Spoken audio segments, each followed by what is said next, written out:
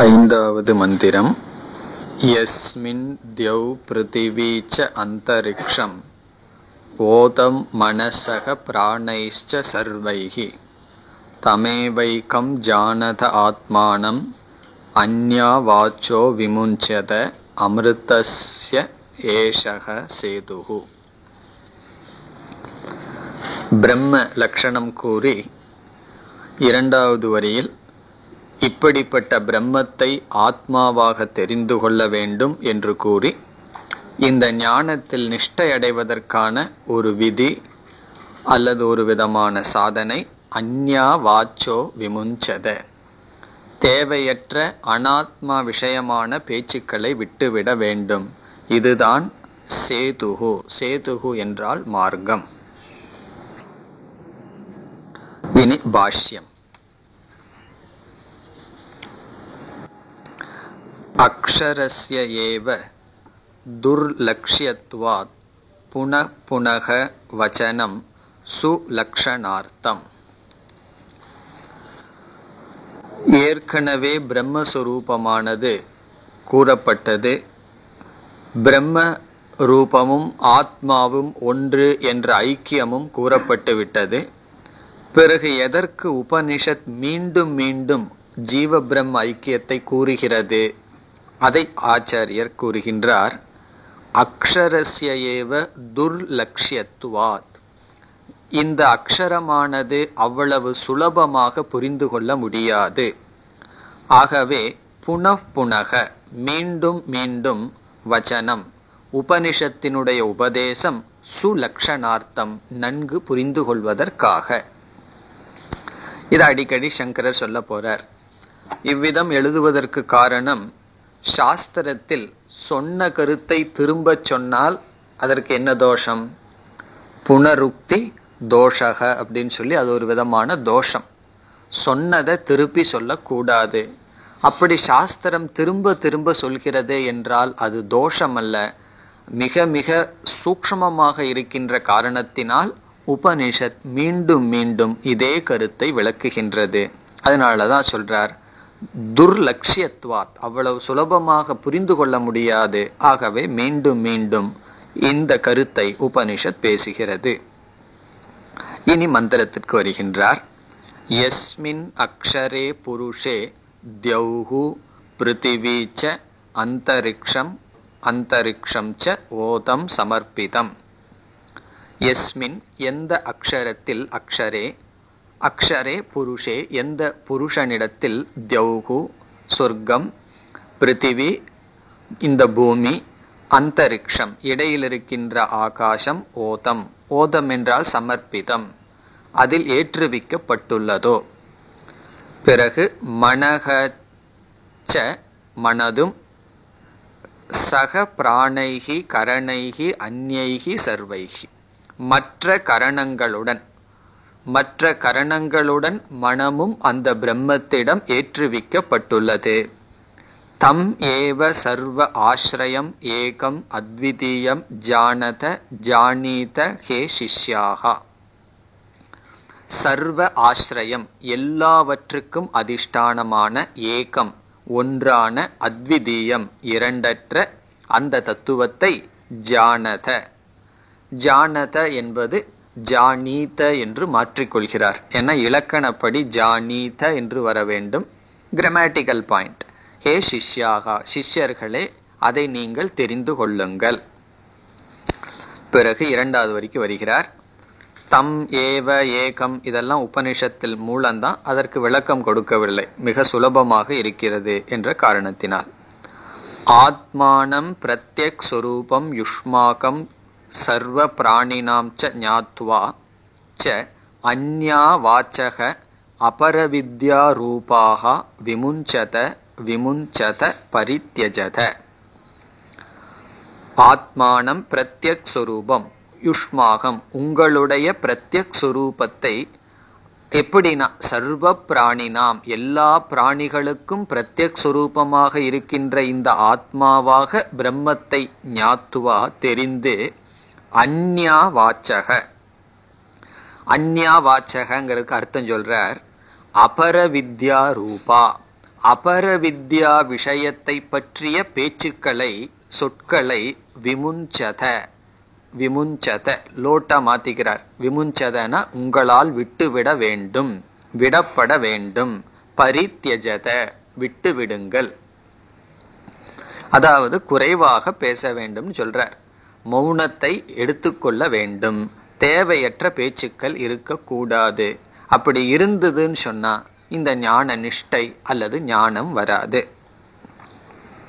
அதனால ஒரு சுவாமி சொல்லுவார், it is not known knowledge hate can to an open mouth அப்படின்னு சொல்லுவார். திறந்த வாயில ஞானம் போனதை நாங்க பார்த்ததில்லை அப்படின்னு சொல்லுவார். அதனுடைய அர்த்தம் என்னன்னு சொன்னா, அதிக நம்ம பேச பேச சிந்தனை செய்யவே முடியாது. நம்ம பார்க்கலாம், ஒரு நாள் அதிகமா பேசி பாருங்க, டெஸ்டே பண்ணி பார்க்கலாம். வேணும்னே ஒரு நாள் அதிகமா பேசி பார்க்கறது, ஒரு நாள் வேண்டும்னே அதிகமா பேசாம ரூம்குள்ளேயே காலையிலிருந்து சாயந்தரத்து வரைக்கும் இருந்து பார்க்கறது. அப்புறம் தெரியும் நம்மளுடைய மனம் தனிமையில் இருக்கும் பொழுது எப்படி சிந்திக்கிறது, பேசும் பொழுது எந்த அளவுக்கு மனது விக்ஷேபத்தை அடைகிறதுன்னு நம்ம அனுபவ ரீதியாக பார்க்கலாம். அதனால இங்க ஞான நிஷ்டைக்கு விரதம், பக்குவம், அதாவது எந்த ஒரு மருந்து சாப்பிட்டாலும் அந்த பக்குவமா, பத்தியம்னு சொல்றாமல்ல, பக்குவம் அல்ல பத்தியம்னு சொல்றோமல்லவா, அப்படி இந்த ஞானம் உள்ள போய் அதுக்கு என்ன பத்தியம் உபனிஷத் கொடுக்குதுன்னு சொன்னா மௌனமாக இருத்தல். மௌனமாக இருத்தல் என்றால் அனாத்ம விஷயத்தை பற்றி பேசாமல் இருத்தல். பிறகு மீண்டும் விளக்குகின்றார் அந்யா வாச்சாங்கிறத. தத் பிரகாஷ்யம் ச சர்வம் கர்ம ச சாதனம். அபரவித்யா ரூபமான சொற்கள் தான், அதனால் பிரகாசிக்கப்படுத்தப்படுவதுதான் சர்வம் கர்ம ச சாதனம். எல்லா செயல்களும் சாதனைகளும் அபரவித்யாவினுடைய விளக்கம்தான், அந்த சொற்கள் தான் அப்படின்னு சொல்றார். இப்ப பேசுறதுனால என்ன தப்புன்னு சொன்னா, நம்ம அனாத்ம விஷயத்தை பற்றி பேச பேச நம்ம எரியாமல் அவைகளெல்லாம் சத்தியமாயிரும். அதுதான் இதில் இருக்கிற ஒரு சூக்ஷ்மமான கருத்து. நம்ம இந்த பிரபஞ்சத்தை மித்தியா அப்படின்னு சொல்லி புரிஞ்சுக்கணும். அந்த மித்தியாத்துவத்தை நம்ம இழந்துருவோம். அதிகமா அனாத்ம விஷயத்தை பற்றியோ அது சம்பந்தமான பேச்சுல ஈடுபட அந்த மித்தியா ஜெகத்துங்கிற புத்தி நம்ம எரியாம மறந்து போயிரும். அதனால அந்த மித்தியாத்துவ நிச்சயத்திற்கு பேச்சானது, அனாத்ம விஷயமான பேச்சானது தடை. ஆகவே அதை விட்டுவிட வேண்டும். பிறகு யதக அமிர்தஸ்ய ஏஷக சேதுகு ஏதத் ஆத்ம ஞானம் அமிர்தஸ்ய அமிர்தத்வஸ்ய மோக்ஷஸ்ய பிராப்தயே சேதுகு இவ சேதுகு சம்சார மகோததேகே உத்தரண ஹேதுத்வாத். இப்போ உபனிஷத் மற்ற பேச்சுக்களை விட்டுடுன்னு சொல்லிட்டு இதுதான் மோட்சத்திற்கு சாதனம்னு சொல்லுது. இப்ப நேரடியா நம்ம பார்த்தா பேச்சுக்களை விடுறது மோட்சத்துக்கு சாதனமா நமக்கு தெரியுது உபனிஷத் அன்வயப்படி.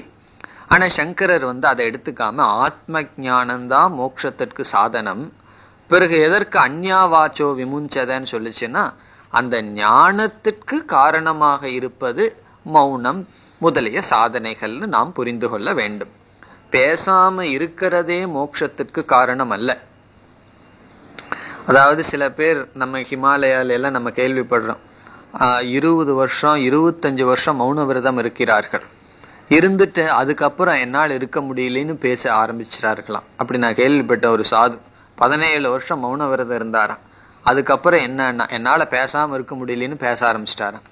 அப்படி ஞானம் இல்லாமல் வெறும் மௌனம் மட்டும் இருந்தோம்னா அதை காஷ்ட மௌனம் என்று சொல்வார்கள். அது ரொம்ப கீழானது. ஏன்னா அதுக்கப்புறம் ஆடு மாடெல்லாம் பேசுறது இல்லையா, அதுக்கு மோட்சமானு கேள்வி வந்துடும். அதனால பேசாம இருக்கிறதே மோட்சம் அல்ல, பேசாம இருக்கிறது மோட்சத்திற்கு ஒரு சாதனை.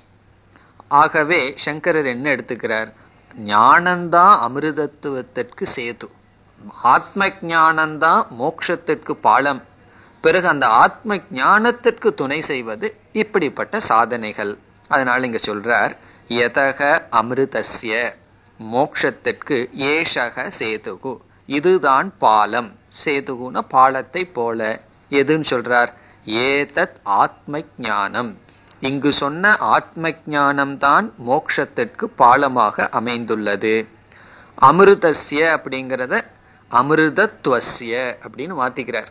அதுவும் இலக்கண ரீதியா அமிர்தத்துவத்திற்கு, மோக்ஷம் என்ற தன்மையை அடைவதற்கு, மோக்ஷஸ்ய பிராப்தயே, அந்த மோக்ஷத்தை அடைவதற்கு சேதுகு இவ சேதுகு, ஒரு பாலத்தை போல, சம்சார மகோததேகே உத்தரண ஹேதுத்வாத், சம்சாரம் என்கின்ற கடலை கடப்பதற்கு அது ஒரு பாலத்தை போல் உள்ளது. பிறகு கடைசி பகுதியில ஞானந்தான், ஆத்ம ஞானந்தான் மோட்சத்திற்கு சாதனம் என்ற விஷயத்தில் வேறு ஒரு வேத வாக்கியத்தை எடுத்து குறிப்பிடுகிறார். ததாச்ச ஸ்ருத்யந்தரம் தமேவ விதித்வா அதிமிருத்யுமேதி நான்யப் பந்தா வித்யதே அயனாய. தமேவ விதித்வா அதிமிருத்யும் ஏதி, அந்த ஆத்மாவையே அறிந்து மரணத்திலிருந்து ஒருவன் கடந்து செல்கின்றான். ந அந்யக பந்தாக வித்யதே, வேறு பாதை கிடையாது. ஞானத்தை தவிர, ஆத்மாவை புரிந்து கொள்வதை தவிர மோட்சத்தை அடைவதற்கு வேறு பாதை கிடையாது என்று வேதத்தில் வேறு இடத்திலும் குறிப்பிடப்பட்டுள்ளது. ஆகவே ஆத்ம ஞானம் என்கின்ற சாதனையினால் ஒருவன் மோட்சத்தை கடக்கின்றான். அதற்கு இங்கு அந்யா வாச்சோ விமுஞ்சத என்பது சாதனையாக கொடுக்கப்பட்டுள்ளது. இனி ஆறாவது மந்திரம். அரா இவ ரதநாபௌ சம்ஹதா யத்ர நாட்யஹ. அரா இவ ரதநாபௌ சம்ஹதா யத்ர நாட்யஹ. ய ஏஷோந்தஸ்சரதே பகுதா ஜாயமானஹ.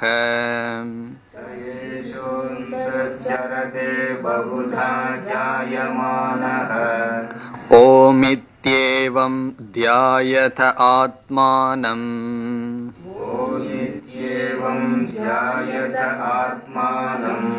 ஸ்வஸ்திவ பாராய தமஸ பரஸ்தாத்.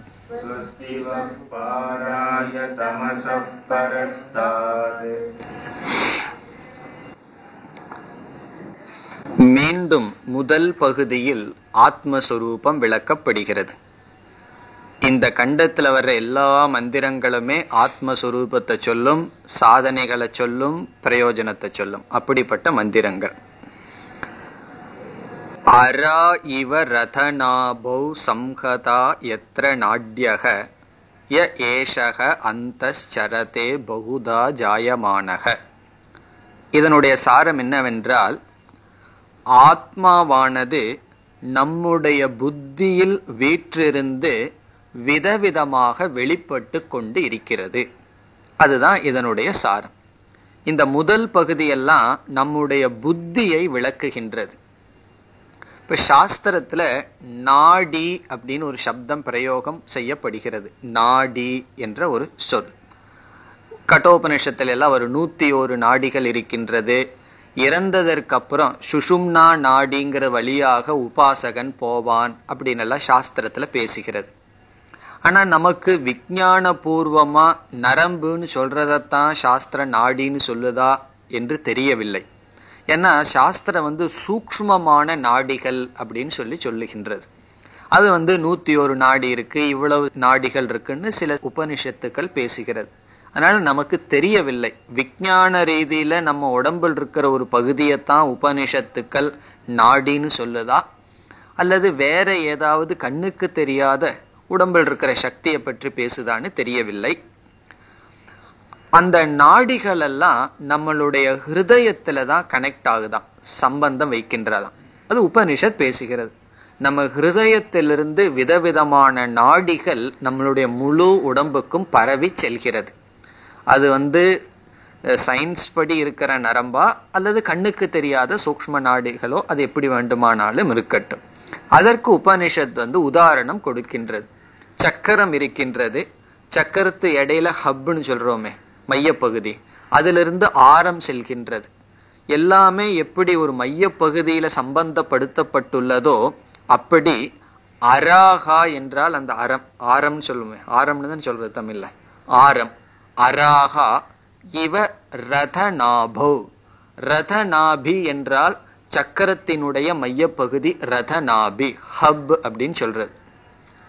எப்படி அராகா ரதநாபியிலிருந்து அராகா எப்படி சென்றுள்ளதோ அப்படி எந்த ஹிருதயத்திலிருந்து நாட்யக விதவிதமான நாடிகள் சென்றுள்ளதோ. இதுல தாத்பரியம் கிடையாது. இந்த பகுதி எதற்கு சொல்லுதுன்னா, அப்படிப்பட்ட ஹிருதயத்திற்குள் ஆத்மா விதவிதமாக வெளிப்பட்டு கொண்டு இருக்கிறது. அதுதான் இதனுடைய சாரம். அதாவது நம்முடைய ஹிருதயத்திற்குள்ளேயே ஆத்மா அறிபவனாக, சிந்திப்பவனாக, பார்ப்பவனாக வெளிப்படுகிறது. அப்படி சொல்ல வரும்பொழுது அந்த ஹிருதயத்துக்கு விசேஷண உபனிஷத் கொடுக்குது, அவ்வளவுதான். அதுக்கு ஒரு உதாரணத்தோட சொல்லுது. இப்ப எத்திர எந்த ஹிருதயத்தில் நாட்யக சம்ஹதாக நாடிகள் பிரிந்து செல்கிறதோ, எந்த ஹிருதயத்திலிருந்து விதவிதமான நாடிகள் செல்கிறதோ, எப்படி அராகா இவ ரதநாபோ ரதத்தினுடைய மையப்பகுதியிலிருந்து எப்படி ஆரம் பிரிந்து செல்கிறதோ அப்படி எந்த ஹிருதயத்திற்குள்ளிருந்து நாடிகள் விலகிச் செல்கிறதோ, அப்படிப்பட்ட ஹிருதயத்திற்குள்ள இந்த ஆத்மா இருக்கு. எப்படி இருக்குன்னு உபனிஷத் கூறுகிறது. சக ஏஷக. இந்த சக ஏஷகங்கிறதுலயே உபனிஷத் ஐக்கியத்தை சொல்லியாச்சு. சகன்னு சொன்ன என்ன? அவன். ஏஷகன்னு சொன்ன இவன். அவன் இந்த தியௌஹு பிருத்திவி அந்தரிக்ஷம் இந்த அகில பிரபஞ்சத்திற்கும் ஆதாரமாக இருக்கின்ற எந்த தத்துவம் இருக்கிறதோ ஏஷக அதுவே இந்த ஆத்மாவாக அந்தக சரதே இந்த மனதில் சஞ்சரித்து கொண்டு இருக்கிறது. அது எப்படி இருக்கிறதாம்? பகுதா ஜாயமானக விதவிதமாக பிறந்தது போல் இருக்கிறது. இந்த பகுதியை சங்கரர் தெளிவா விளக்க போறார். பகுதா ஜாயமானகிறது நல்லா விளக்குவார். அதாவது மனதுல என்னென்ன உணர்வுகள் தோன்றுதோ ஆத்மா அப்படி ஆனது போல் தெரிகிறது. இப்போ ஒருவர் கோபம் வந்தா என்ன சொல்லுவார்? நான் கோபப்பட்டுள்ளேன், நான் பொறாமைப்பட்டுள்ளேன், நான் துக்கப்பட்டுள்ளேன், நான் சுகப்படுகிறேன்னு சொல்றோம். இந்த நான்கிறதுக்கு உண்மையான அர்த்தம் ஆத்மாதான். இப்ப ஆத்மா சுகப்பட்டது போல பிறந்துள்ளதான். பகுதான்னு சொன்னா விதவிதமா ஆத்மாவே இருக்கான். அது சுகப்பட்டது போல, துக்கப்பட்டது போல, உலகத்தை பார்க்கிறது போல் காட்சியளித்து கொண்டு இருக்கிறது. இது நம்முடைய பிரத்யேக ஆத்மாவே பொய்யாக இப்படி தோன்றுகிறதுன்னு சொல்லி ஓமித்யேவம் தியாயத ஆத்மானம் அடுத்த பகுதியில சொல்றார். குரு சிஷ்யனை பார்த்து சொல்ற மாதிரி இருக்கின்றது. ஹே சிஷ்யர்களே, தியாயத நீங்கள் தியானம் செய்யுங்கள். எதை? ஆத்மானம் அந்த ஆத்மாவை. எப்படி? எதன் துணை கொண்டு? ஓம் இதி ஓங்காரத்தினுடைய துணை கொண்டு அந்த ஆத்மாவை தியானம் செய்யுங்கள். என்ன இது நிதித்தியாசனத்துக்கு வர்றார் இந்த இடத்துல. தியாயதங்கிற சொல் இங்கு நிதித்தியாசனம் செய்யுங்கள் என்று பொருள். நிதித்தியாசனத்துக்கான நிபந்தனையை கொடுத்துட்டார் சென்ற மந்திரத்தில். எது? அந்யா வாச்சான்னு சொல்லி. இப்ப யாருகிட்டையும் பேசலேன்னு வச்சுக்கோமே, நமக்கு எவ்வளவு நேரம் கிடைக்கும் தெரியுமோ? யோசிச்சு பார்த்தீங்கன்னா முழு நேரம் நம்ம கையில் அவைலபிளா இருக்கும். பேச ஆரம்பிச்சிட்டோம்னா நேரமே நமக்கு கிடைக்காது. நம்ம பேசுறது இல்லை அப்படின்னு ஒரு விரதம் எடுத்து பாருங்க, முழு நேரம் கிடைக்கும். அந்த நேரத்தில் என்ன பண்ணணும்? தியாயத நிதித்தியாசனம் செய்யுங்கள் அப்படின்னு சொல்லி சிஷ்யர்களை பார்த்து குரு சொல்றார். எப்படி? இப்படி ஆத்மா விதவிதமாக தோன்றுவது போல் இருப்பதாக ஓங்காரத்தின் துணை கொண்டு நிதித்தியாசனம் செய்யுங்கள். இந்த நிதித்தியாசனம்ங்கிற சாதனை இந்த டெஸ்ட் மேட்ச்ல ஃபைனல்ஸ் போல, கடைசி கேம் போல. இப்போ நிதித்தியாசனத்துக்கு வரும் பொழுது ஒவ்வொரு சாதகர்களும் ஒவ்வொரு தூரம் தான் வருகிறார்கள். அதுக்கு மேல முன்னேறது இல்லை. கர்மயோகத்துக்கு வரைக்கும் சில பேர் வருவார்கள், அவ்வளவுதான் அவங்க ஜீவிதம், அதுக்கு மேல போகாது. உபாசனை வரைக்கும் சில பேர் வருவார்கள், சில பேர் சிரவணத்து வரைக்கும் வந்து விடுவார்கள், சில பேர் மனனம் வரைக்கும் வருவார்கள், நிதித்தியாசனம் பண்ணாம விட்டு விடுவார்கள். இது எப்படின்னு சொன்னா, வாய் வரைக்கும் எடுத்துட்டு போயிட்டு சாப்பாட்டை அது தவறி போய் கீழே விழுகிறது போல அப்படின்னு சொல்லி, இந்த நிதித்தியாசனத்துக்கு வரும் பொழுது ஒருவருடைய அந்த வாசனைகள் எல்லாம், அந்த சம்ஸ்காரங்கள் எல்லாம் வெளித்தோன்றி இந்த ஞான நிஷ்டைக்கு தடையாக அவர்களே வந்து அமைவார்கள். ஆரம்பத்துல என்ன தடைன்னு சொல்லுவோம்? மற்றவர்கள் வந்து தொந்தரவு செய்கிறார்கள், மற்றவர்கள் தடை, சமுதாயம் தடைன்னு எல்லாம் சொல்லுவோம். கடைசியில ஒரே ஒரு தடை தான் நம்முடைய மோட்சத்துக்கு. அது யாருன்னா நம்முடைய அந்தக்கரணம், நம்முடைய வாசனைகள், சம்ஸ்காரங்கள். அதனால இந்த இடத்துல குரு என்ன செய்யறார்? நீங்கள் எடுத்துக்கொண்ட ஒரு பெரிய முயற்சியில் தோல்வி வரக்கூடாதுன்னு சொல்லி ஆசீர்வாதம் செய்கின்றார். இந்த all the best, best of லக்னு சொல்றோமே, அதுதான் அடுத்த பகுதியில வருகின்றது. ஸ்வஸ்தி. குரு சொல்றார் சிஷ்யர்களை பார்த்து, இது நீங்க கடைசி ஸ்டேஜில் இருக்கிறீர்கள், இந்த இடத்துல அதிக தடைகளை நீங்கள் சந்திப்பீர்கள், அதையெல்லாம் நீங்கள் சந்தித்து தடைகள் எல்லாம் கடந்து செல்ல வேண்டும், அதற்கு என்னுடைய ஆசிகள். ஸ்வஸ்தி. ஸ்வஸ்தின்னு சொன்னா குரு வந்து சிஷ்யர்களை பார்த்து ஆல் த பெஸ்ட்ன்னு சொல்றார். உங்களுடைய மார்க்கத்தில் வெற்றி அடைவீர்களாக. ஸ்வஸ்திகளை சங்கரர் விளக்கம் கொடுக்க போறார், டிரான்ஸ்லேஷன் சொல்ல போறார். ஸ்வஸ்தி, நல்லதாகட்டும். வக என்றால் உங்களுக்கு, சிஷ்யரான உங்களுக்கு நன்மை உண்டாகட்டும். ஏன் திடீர்னு உபனிஷத்து இப்படி எல்லாம் பேசுதுன்னு சொன்னா நம்ம எந்த ஸ்டேஜில் இருக்கோம்னு பார்க்கணும். நிதித்தியாசனம்ங்கிற ஸ்டேஜில் இருக்கும் பொழுது அங்க பல தடைகள் வந்து விடலாம். அதனாலதான் நம்ம அனுபவத்துல பார்த்தோம்னா ஆன்மீக வாழ்க்கைக்குள்ள வந்து 10-12 வருஷம் இருந்துட்டு அது மாறி போயிடுறாங்க. திடீர்னு அந்த பூர்வ சம்ஸ்காரம் வந்து சென்று விடுகிறார்கள். காரணம் என்னன்னா இந்த அனுகிரகம் அவர்களுக்கு இல்லாம போயிடுது. இந்த ஸ்வஸ்திங்கிற வார்த்தையை கேட்டு அந்த அனுகிரகம் இல்லாமல் போகிவிட்டது. அதனால என்னன்னா 20 வருஷம் எல்லாத்தையும் துறந்துட்டு வந்தாலும் அதற்கு முன்ன இருந்த சம்ஸ்காரத்தை எடுத்துக்கொண்டு அவர்கள் சென்று விடுகிறார்கள். அப்படி எந்த விதமான விதத்திலும் தடைகள் வரக்கூடாது. இங்க ஒரே ஒரு தடை என்னன்னா நம்ம மனசுதான் தடை, நம்ம மனசுக்குள் இருக்கிற ராகத்வேஷங்கள் தான் தடை. அந்த தடை வரக்கூடாது. வக உங்களுக்கு எந்த விஷயத்தில்? தமச பாராய பரஸ்தாத். தமஸ்ன அஜ்ஞானம், அஜ்ஞானத்தை கடந்து பரஸ்தாத் பாராய, பாரம்னா அஜ்ஞானம் என்கின்ற கரையை கடந்து செல்வதற்கு உங்களுக்கு நன்மை உண்டாகட்டும், மங்களம் உண்டாகட்டும். ஸ்வஸ்தின்னு சொன்னா மங்களம். அதுக்கு சங்கரர் அழக அர்த்தம் சொல்ல போறார். நிர்விக்னம் அஸ்து, தடைகள் நீங்கட்டும். ஸ்வஸ்திங்கிறதுக்கு அர்த்தம் சொல்ல போறார், உங்களுக்கு தடைகள் நீங்கட்டும்னு குருவானவர் சிஷ்யனை பார்த்து ஆசீர்வாதம் செய்கின்றார். இனி பாஷ்யம்.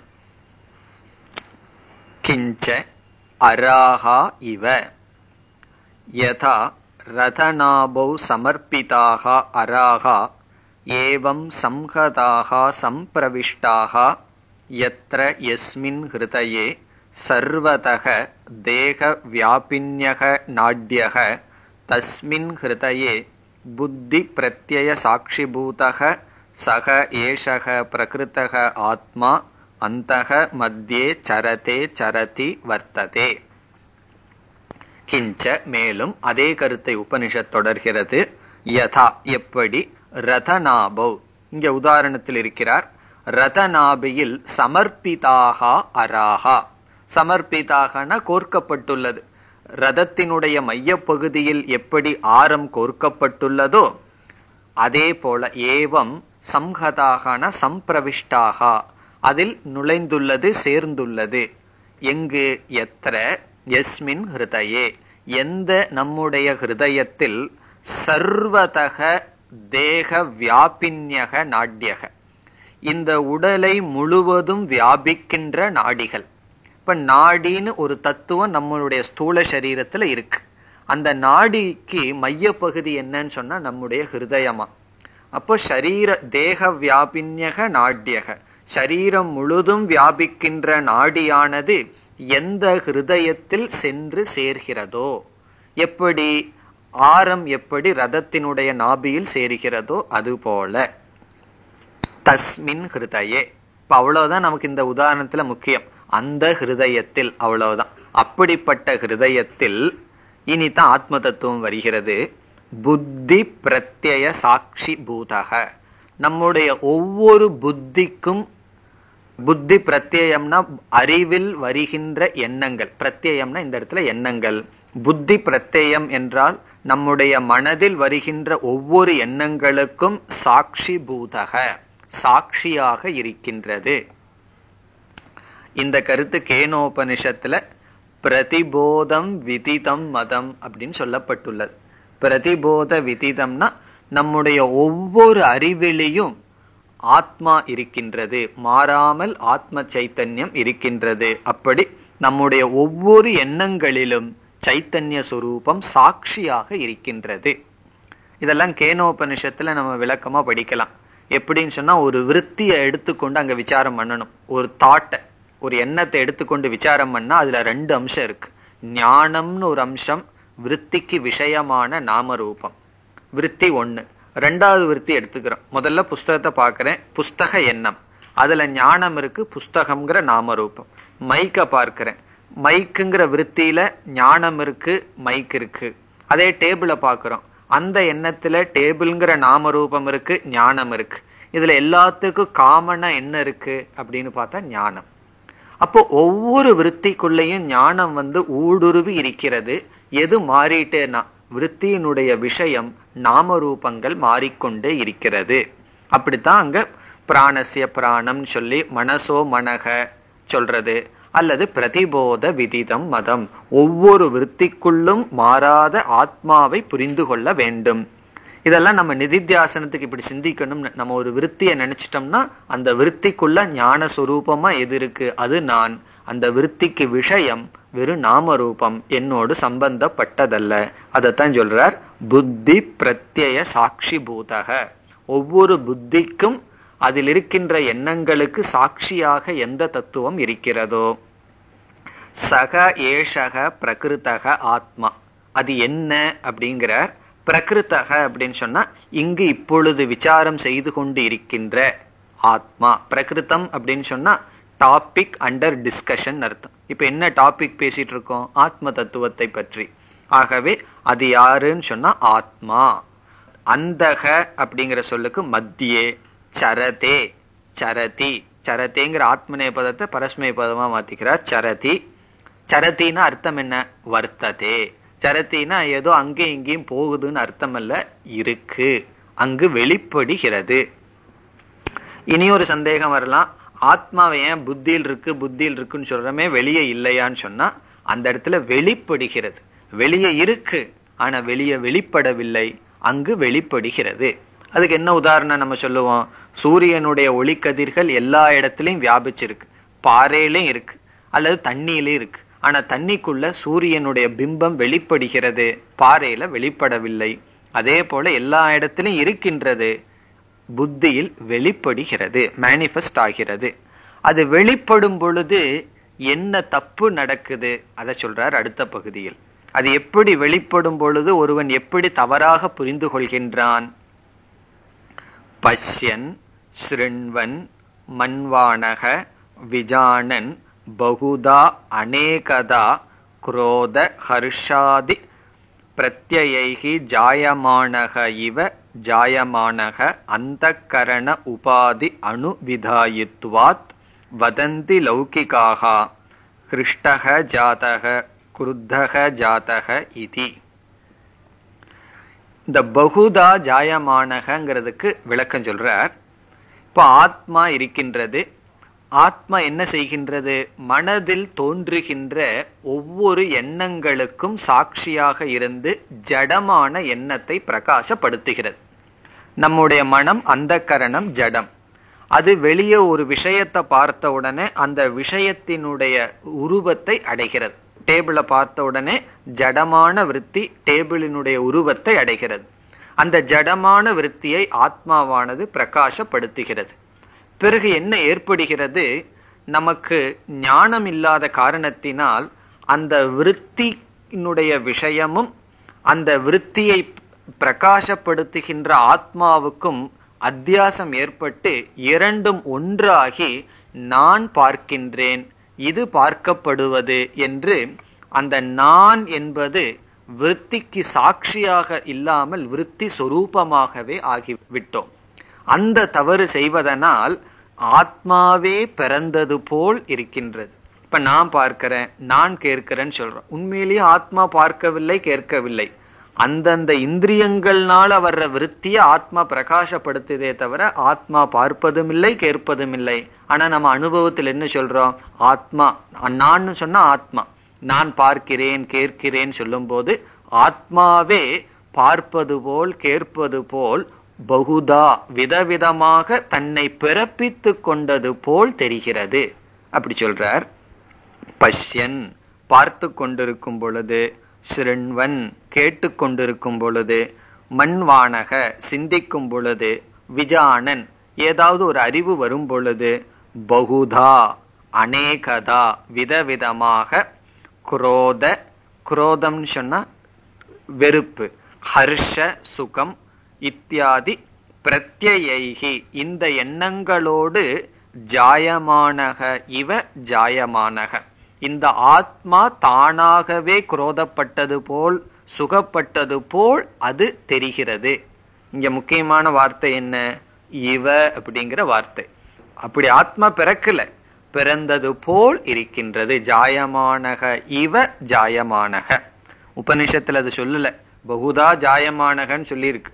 அதனாலதான் மற்ற விசிஷ்டாத்வைதிகள் எல்லாம் சொல்லுவார்கள் ஆத்மா இப்படித்தான் விதவிதமா பார்க்குதுன்னு சொல்லுவார்கள். ஆனா நம்ம சங்கரர் என்ன வார்த்தையை போட்டுறார்?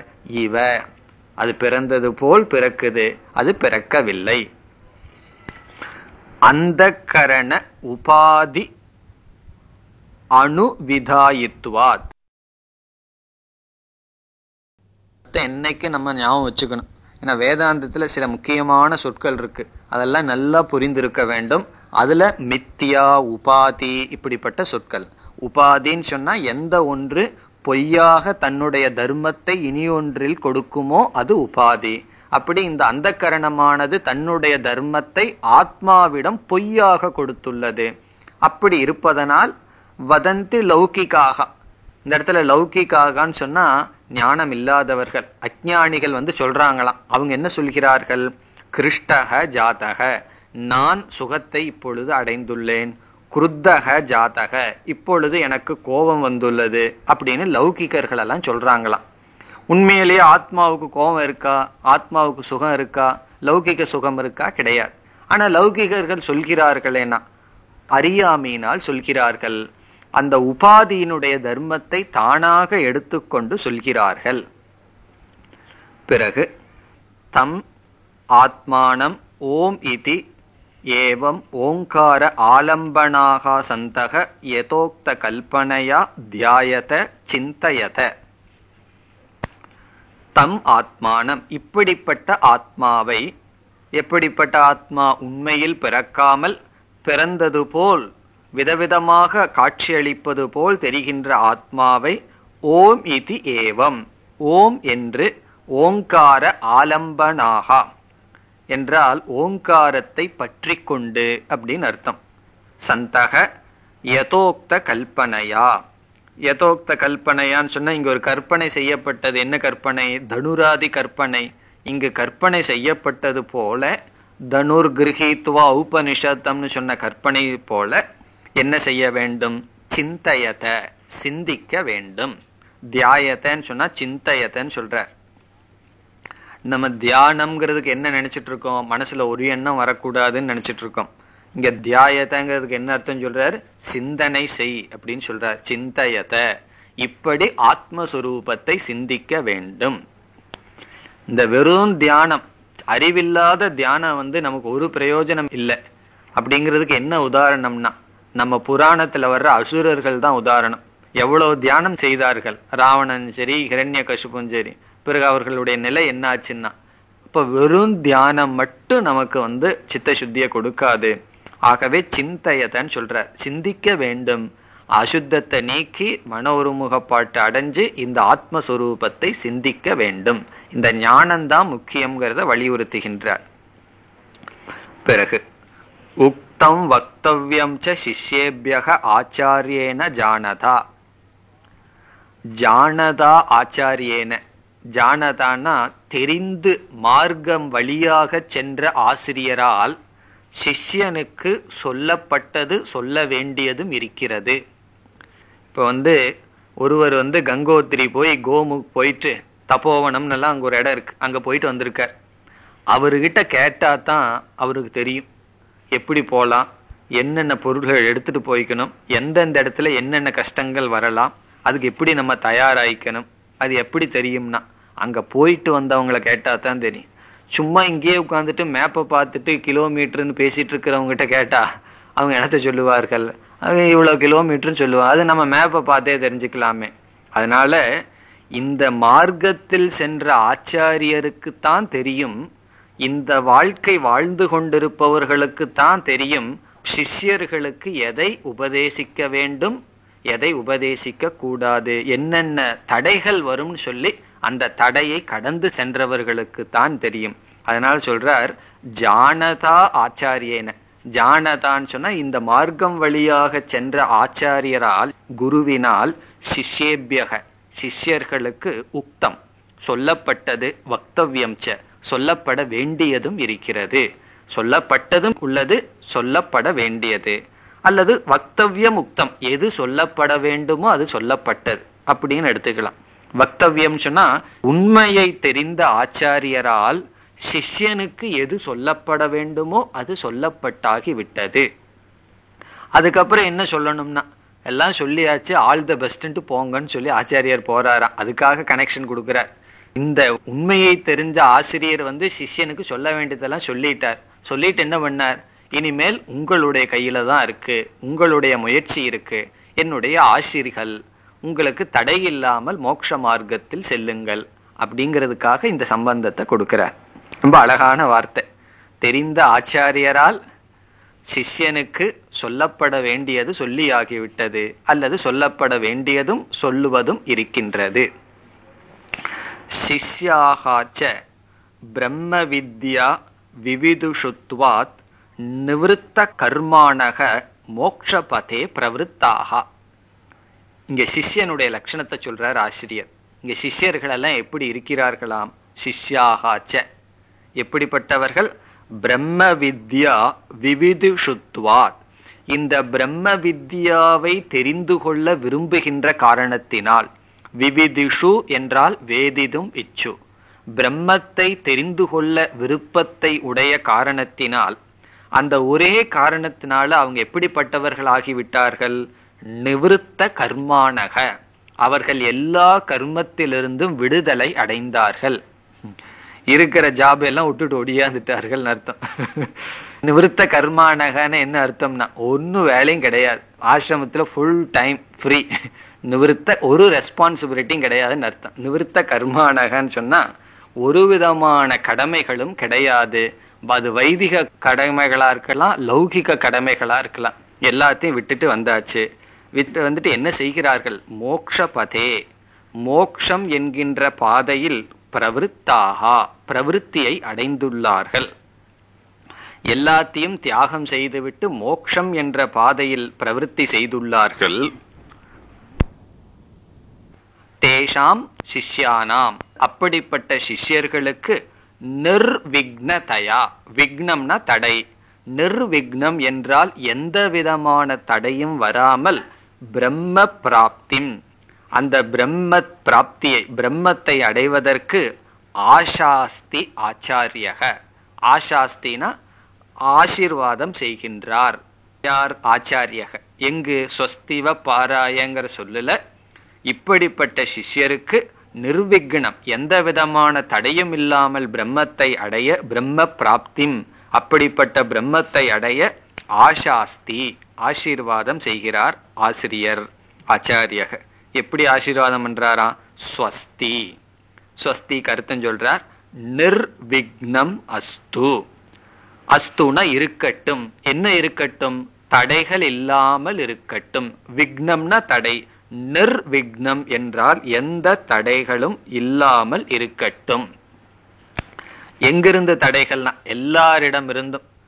ஆதி பௌத்திகம், ஆதி இதெல்லாம் நம்ம சொல்லுவோமே, ஆதி பூதம், ஆத்தியாத்மிகம் சொல்லி 3 சொல்லுவோமே, அப்படி எந்த விதத்திலிருந்தும் தடைகள் இல்லாமல் இருக்கட்டும். யாருக்கு? வக யுஷ்மாகம், யுஷ்மாகம் சிஷ்யர்களான உங்களுக்கு எந்த தடையும் இருக்க வேண்டாம். எதற்குனா பாராய பரகூலாய, பாராயனா அடுத்த கரைக்கு போறதுக்கு. இப்ப சம்சாரம்ங்கிற கரையில இருந்து இருக்கிறார்கள், அடுத்த கரைக்கு செல்வதற்கு எந்த தடையும் இருக்க வேண்டாம். இப்ப அடுத்த கரைக்கு போகணும்னா எதை தாண்டி போகணும்னா இங்க தாண்டி போறதுக்கு என்ன இருக்குன்னா ஒன்னே ஒண்ணு, தமஸ், அஜ்ஞானம். அந்த தமசை தாண்டி போறதுதான் அவர்கள் கரையை தாண்டுவதாம். பரஸ்தாத், பரஸ்தாத்னா அதை தாண்டி போறது. உடனே ஒரு கேள்வி கேட்கிறார், கஸ்மாத், எதிலிருந்து தாண்டி போறதுக்கு இவர் குருவானவர் ஆசீர்வாதம் பண்றார்? அவித்யா தமசக, அவித்யா என்கின்ற இருள். தமசுன்னு சொன்னா அஜ்ஞானம் அர்த்தம் அல்ல, இருள் அர்த்தம். அந்த இடத்துல இருள்னா என்ன? அவித்யை. எதை பற்றி அவித்யா? ஆத்ம அவித்யா, பிரம்மத்தை பற்றிய அவித்யா, அறியாமை. அதை தாண்டி செல்வதற்கு ஆசீர்வாதம் செய்கின்றார். பிறகு கடைசியில முடிக்கிறார், அவித்யா ரஹித பிரம்ம ஆத்மஸ்வரூப கமனாய இத்தியர்த்தக.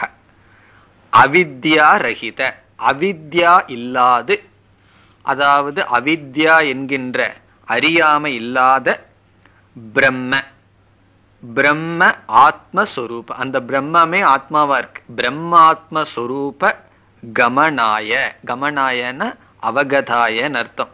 பிரம்மாவே ஆத்மா என்ற ஞானத்தை அடைவதற்காக, அவித்யை இல்லாத அந்த பிரம்ம பிராப்திக்காக இந்த ஆசீர்வாதமானது செய்யப்படுகிறது. ஏன்னா இது முக்கியமான ஸ்பாட்ல இருக்கான் சிஷ்யன், எல்லாத்தையும் கடந்து வந்து கடைசி ஸ்டேஜில் இருக்கின்றான். அந்த நிதித்தியாசனம்ங்கிற ஸ்டேஜில் வரும்பொழுது அவனுக்கு எந்த தடையும் வரக்கூடாது. அது மட்டுமல்ல, ஏற்கனவே எந்த தடையும் வரக்கூடாது, ஆரம்பத்திலிருந்து கடைசி வரைக்கும் வரக்கூடாது. அப்படி எந்த தடையும் வராமல் இவன் மோட்சத்தை அடைய வேண்டும் என்று இங்கு ஸ்வஸ்தி என்று குருவானவர் சிஷ்யனை பார்த்து கூறுகிறார். இனி அடுத்த மந்திரம். யஸ் சர்வஜ்ஞஸ் சர்வவித் யஸ்யைஷ மஹிமா புவி திவ்யே பிரம்மபுரே ஹேஷக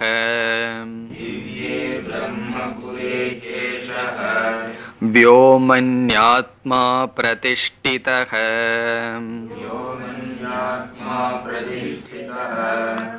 मनोमय प्राण शरीर नेता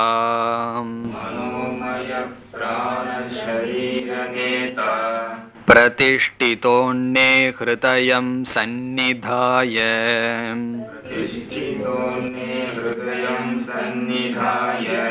तद्विज्ञानेन परिपश्यन्ति धीराः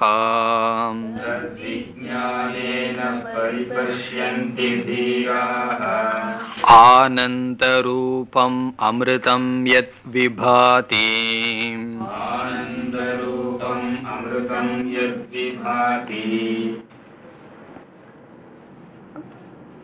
यः सर्वज्ञः सर्ववित्. எந்த ஈஸ்வரன் சர்வஜ்ஞக அனைத்தையும் அறிகிறாரோ, சர்வவித் அனைத்தையும் விசேஷமாக அறிகிறாரோ. இந்த விளக்கம் ஞாபகம் இருக்கோ? நமக்கு ஞாபகம் இருக்கணும் அப்படின்னு சங்கரருக்கு ஞாபகம் இருக்கு. அதனாலதான் அவருடைய பாஷ்யத்துல இது சொல்லிட்டு ஏற்கனவே நான் விளக்கம் கொடுத்தாச்சுன்னு சொல்லுவார். சர்வஜ்ஞகன்னு சொன்னா காரண சாமான்யமாக அனைத்தையும் அறிகிறார். சர்வவித்துன்னு சொன்னா விசேஷமாக அறிகிறார். நம்ம பார்த்தோமே பானை களிமண் உதாரணத்துல. அப்படி எந்த ஈஸ்வரன் சர்வஜனாகவும் சர்வவித்தாகவும் இருக்கிறாரோ, யஸ்ய ஏஷக மகிமா புவி. இந்த ஒரு வார்த்தை தான் முழு 10th சாப்டர் பகவத்கீதையில. இந்த ஒரு வார்த்தையை தான் பகவான் எடுத்துட்டு 10வது அத்தியாயம் முழுவதுமா விபூதி யோகம்னு சொல்றார். இங்க உபநிஷத்தெல்லாம் ஒரு வார்த்தையில சொல்லி முடிச்சிருது. இந்த உலகத்துல என்னென்ன மகிமையை பார்க்கிறோமோ அதெல்லாம் அவருடையது. அதுதான் கங்கை, ஹிமாலயம், எத்தனையோ மகிமை அழகை எல்லாம் பார்க்கிறோமே, அதெல்லாம் ஈஸ்வரனுடைய மகிமா. இப்ப எஸ்ய புவி ஏஷக மகிமா. இந்த புவினா இந்த பூமியில் இந்த மகிமை எதெல்லாம் ஒரு குளோரியா பெருசா பார்க்கிறோமோ அதெல்லாம் எஸ்ய எவருடையதோ. சங்கரர் விளக்க போறார், எவருடைய ஆணையினால் அனைத்தும் நடைபெற்று கொண்டிருக்கிறதோ அப்படின்னு சொல்லுவார். அப்படி எவருடைய மகிமை, மகிமான விபூதி, குளோரி, பெருமை, இந்த உலகத்துல என்னென்னலாம் பெருமை இருக்கோ அதெல்லாம் ஈஸ்வரனுடையது. பெருமைன்னு சொன்னா நமக்கு ஒரு அறிவு இருந்து, நமக்கு ஏதாவது ஒரு சக்தி இருந்து, நம்மால் ஏதாவது நல்லது பண்ண முடிஞ்சு, நமக்கு ஒரு புகழ் பொருள் எல்லாம் வந்ததுன்னு சொன்னா அது யாருன்னா எல்லாம் ஈஸ்வரனுடையது. இப்ப எல்லாமே ஈஸ்வரனுடைய மகிமை. பிறகு இப்படிப்பட்ட ஈஸ்வரன் எங்க உட்கார்ந்திருக்கார், இப்படிப்பட்ட ஈஸ்வரனை எந்த இடத்துல நான் பார்க்க முடியும்? மீண்டும் ஐக்கியத்துக்கு வருகிறது, நம்முடைய ஹிருதய குகையில். இப்படி எல்லா உலகத்தில் இருக்கிற எல்லா குளோரியும் எந்த ஈஸ்வரனை சார்ந்ததோ அந்த ஈஸ்வரன் தான் நம்முடைய ஹிருதய குகையில் இருக்கின்றார். இப்போ எல்லாமே ஈஸ்வரனுடைய குளோரின்னு சொல்லும் பொழுது எனக்குன்னு எடுத்து வச்சுக்கிறதுக்கு என்ன இருக்கு? இப்போ ஒரு பொருள் இருக்கு, அது நான் அனுபவிச்சேன் என்ன, இனி ஒருத்தர் அனுபவிச்சேன் என்ன, எல்லாமே ஈஸ்வரன் தானே, எல்லாமே ஈஸ்வரனுடைய குளோரின்னு சொல்லி அந்த பரந்த மனம் இருக்கே, சர்வாத்ம பாவம், அதெல்லாம் இந்த மந்திரத்திலிருந்து நாம் எடுத்துக்கொள்ள வேண்டும்.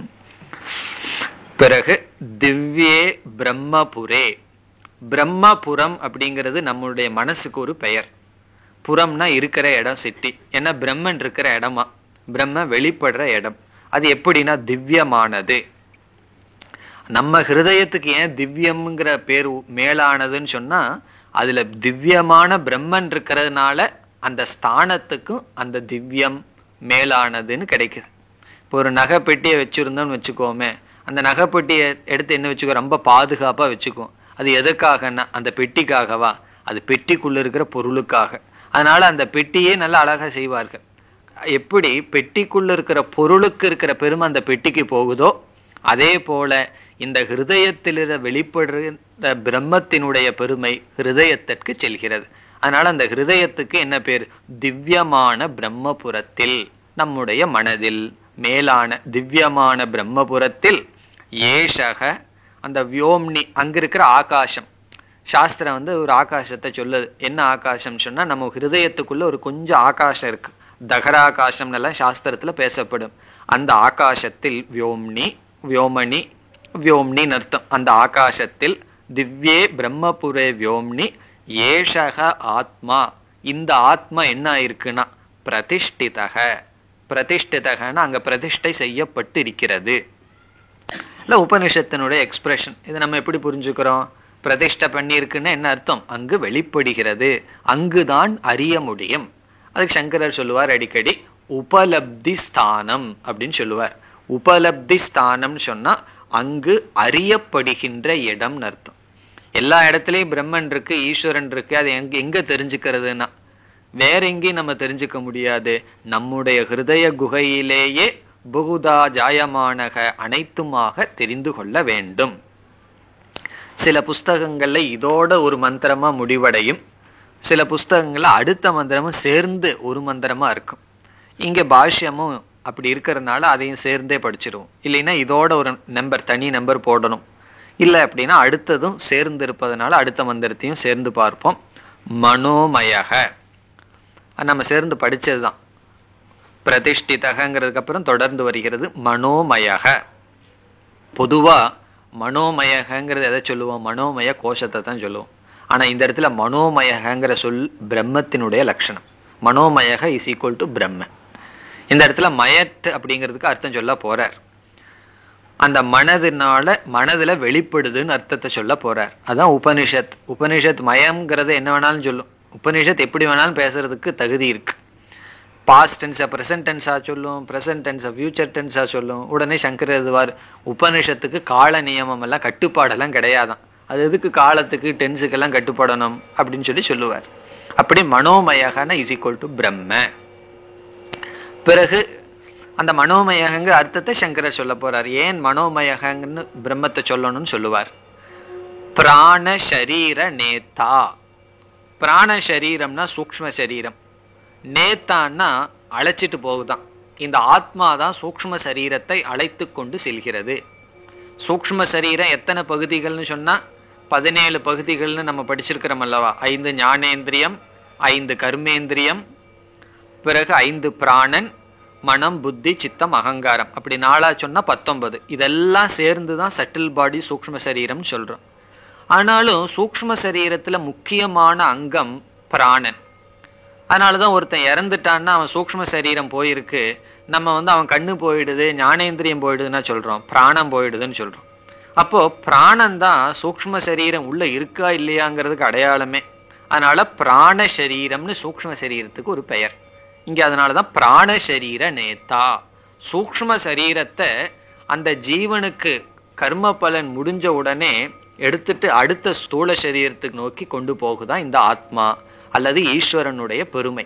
அந்த ஈஸ்வரன் என்ன பண்றார், இந்த ஜீவனை இந்த ஸ்தூல சரீரத்திலிருந்து விலக்கி சூக்ஷ்ம சரீரத்தை வேறொரு ஸ்தூல சரீரத்துக்கு எடுத்து செல்கிறார். பிறகு மீண்டும் சொன்ன கருத்தையே உபனிஷத் கூறுகிறது. பிரதிஷ்டிதக அன்னே ஹிருதயம் சந்நிதாய. அன்னே அப்படின்னு சொன்னா அன்னமய கோஷமான ஸ்தூல சரீரத்தில். நம்முடைய ஸ்தூல சரீரத்தை தான் இங்க அன்னம்னு சொல்லுது. அன்னம்னா சாப்பாடு. இது சாப்பாட்டினால ஆன நம்முடைய ஸ்தூல சரீரம் அன்னே. இந்த அன்னத்தில் ஹிருதயம் சந்நிதாய நம்முடைய சூக்ஷ்ம சரீரத்தை கொண்டு போய் வைக்குதான் ஆத்மா. ஆத்மாவானது சூக்ஷ்ம சரீரத்தை வைத்து பிரதிஷ்டிதக அங்கு வீற்றிருக்கிறது. இதுக்கெல்லாம் ஒழுங்கான சரியான அர்த்தத்தை நம்ம பாஷ்யத்துல பார்க்க போறோம். அன்னத்தில் நம்முடைய ஹிருதயத்தை வைத்து ஆத்மாவானது அங்கு பிரதிஷ்டை ஆயுள்ளது. தத் விஞ்ஞானேன பரிபஷ்யந்தி தீராகா. தீரர்கள் நம்ம பார்த்தோமே, உபனிஷத்துக்கு ரொம்ப பிடிச்ச வார்த்தை தீரர்கள்னு சொல்ல வார்த்தை. அந்த தீரர்கள், தீரர்கள்னா விவேகிகள், ஞானிகள், தகுதியை அடைந்தவர்கள். தத் விஞ்ஞானேன இந்த ஞானத்தினால், ஆத்மாவினுடைய ஞானத்தினால் பரிபஷ்யந்தி எல்லா இடத்திலையும் பார்க்கிறாங்களாம். இந்த ஆத்ம ஞானத்தின் மூலமாக, தத் விஞ்ஞானேன மூணாவது விபக்தி, இந்த ஞானத்தினால், டியூ டு இந்த ஞானத்தினால் பரிபஷ்யந்தி பரிதக எல்லா இடத்திலையும் பார்க்கிறாங்களாம். என்ன? ஆனந்த ரூபம் அமிர்தம் எத் விபாதி. ஆனந்த ரூபமாக அமிர்தமாக எந்த எத் விபாதி எந்த தத்துவம் விளங்கிக் கொண்டிருக்கிறதோ அதை பார்க்கிறார்கள். இப்படிப்பட்ட ஆத்ம ஞானத்தினால் ஆனந்த ரூபமாகவும் மரணமற்றதாகவும் எந்த ஒரு தத்துவம் விளங்கிக் கொண்டிருக்கிறதோ அதை தீரர்கள் முழுவதும் பார்க்கிறார்கள். அந்த பரிங்கிறதுக்கெல்லாம் அர்த்தம் சொல்ல போறார் ஒவ்வொரு சொல்லுக்கும். இனி பாஷ்யம். யக அசௌ தமசக பரஸ்தாத் சம்சார மகோததிம் தீர்த்வா கந்தவ்யக பரவித்யா விஷயக சக கஸ்மின் வர்த்ததே இத்யாக. இங்க எப்படி சம்பந்தம் கொடுக்கிறார்? முன்னல் தான் சொல்லப்பட்டதே, அவித்யா என்கின்ற தமசை கடந்து போகணும்னு சொல்லப்பட்டதே. அப்படி கடந்து போய் ஒரு பிரம்ம தத்துவத்தை தெரிஞ்சுக்கணுமே, அந்த பிரம்ம தத்துவத்தை எங்க தெரிஞ்சுக்கிறது? இந்த திவ்யே பிரம்மபுரேங்கிறதுக்கு சம்பந்தம் கொடுக்கிறார். அது நம்முடைய ஹிருதயத்துல தான் தெரிந்து கொள்ள முடியும். அதுக்கு வருகின்றார். யக அசௌ எந்த ஒரு தத்துவமானது தமசக பரஸ்தாத் தமசை காட்டிலும் அறியாமைக்கு அப்பாற்பட்டு சம்சார மகோததிம் தீர்த்துவா கந்தவ்யக சம்சாரம் என்கின்ற கடலை கடந்து அடையப்பட வேண்டுமோ, எந்த ஒரு தத்துவம் அடையப்பட வேண்டுமோ, பிறகு அந்த தத்துவம் எதுனா பரவித்யா விஷயக. பரவித்யா அபரவித்யான்னு பிரிச்சோமே, அந்த பரவித்யாவுக்கு விஷயமாக இருக்கின்றது. அபரவித்யாவுக்கு விஷயம் என்ன? ருக்வேதோ யஜுர்வேதகன் வேதங்கள் அங்கங்கள். இப்படி பரவித்யா என்ன? இனியும் பரவித்யானா என்ன நமக்கு தெரியல. பரவித்யானா எந்த வித்யாவினால இந்த ஆத்மா அறியப்படுதோ அது பரவித்யா. அப்படி பரவித்யாவுக்கு விஷயமாக எந்த ஆத்மா இருக்கிறதோ சக அந்த ஆத்மா, அந்த தத்துவம் கஸ்மின் வர்த்ததே எங்கு இருக்கின்றது இது ஆக உபனிஷத் என்று உபனிஷத் கூறுகிறது. அந்த ஆத்மா எங்கு இருக்கிறது என்று உபனிஷத் கூறுகிறது. எங்கு இருக்கிறதுனா எந்த இடத்துல வெளிப்படுகிறது, எங்கு நாம் தெரிந்து கொள்ள முடியும். இனி யக சர்வஜ்ஞக சர்வவித், அதுக்கு அர்த்தம் சொல்றார் பாருங்க. யக சர்வஜ்ஞக சர்வவித் வியாக்கியாதக, என்னால் விளக்கப்பட்டு விட்டதுன்னு அர்த்தம். வியாக்கியாதகனா நான் விளக்கி விட்டேன்.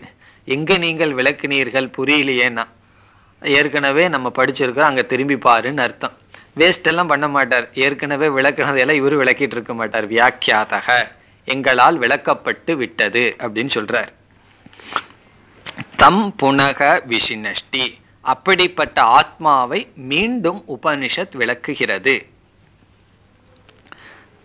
எஸ்ய ஏஷக மகிமா புவி, அந்த பகுதிக்கு வர்றார். எஸ்ய ஏஷக பிரசித்தக மகிமா விபூதிஹி கஹ அசௌ மகிமா. எஸ்ய எவருடைய, எந்த ஈஸ்வரனுக்கு, ஏஷகன பிரசித்தகன்னு அர்த்தம். அவன்னு சொன்னா ரொம்ப தூரம், இவன்னு சொன்னா ரொம்ப பிரசித்தி தானே. அப்ப ஏஷகன ரொம்ப பிரசித்தி. இந்த உலகத்துல விதவிதமான குளோரிய பாக்குறமே, அதெல்லாம் நமக்கு தெரியாமையா இருக்கு. அப்ப பிரசித்தமான மகிமா, மகிமாங்கிறதுக்கு அர்த்தம் சொல்றார் விபூதிஹி. விபூதிஹின பெருமை. என்ன பெருமைன்னு கேட்கிறார். கஹ அசௌ மகிமா, ஈஸ்வரனுக்கு அப்படி என்ன பெருமை இருக்கு? வேறொரு உபனிஷத்திலிருந்து இங்க எடுத்து சொல்றார். ஈஸ்வரனுடைய பெருமைய வேதம் எப்படி சொல்லுதுன்னு சொல்லி சில கொட்டேஷன் இங்க எடுத்து சொல்றார்.